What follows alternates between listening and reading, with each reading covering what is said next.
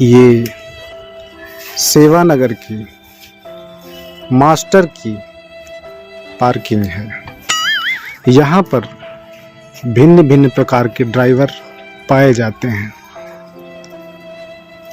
दिवाली का सीजन है, काम धाम ठीक ठाक है।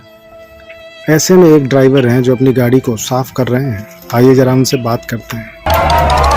ऐसे माहौल में जीवित रहने के लिए इनको खाने के साथ साथ शाम को एक पौआ तो चाहिए ही चाहिए, नहीं तो इनका सरवाइव करना, इनका जिंदा रहना बड़ा मुश्किल पड़ जाएगा। आइए इनसे बात करते हैं। और भाई क्या हाल है?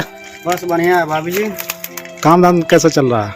काम धाम चल रहा है बाबू जी, जा रहे हैं। अब भाड़ा एक ऑनलाइन आया है, गाड़ी वाड़ी थोड़ा साफ कर रहे हैं। अच्छा। उसके बाद एक बीड़ी लगाएंगे। अच्छा। उसके बाद जाएंगे जी दिल्ली। पौआ का जुगाड़ भी देखना पौआ है। तो बाबू जी शाम को तो चाहिए ही चाहिए, कमाएंगे जब ही तो पौआ पियेंगे बाबू जी। ये है इनका रोजमर्रा का काम।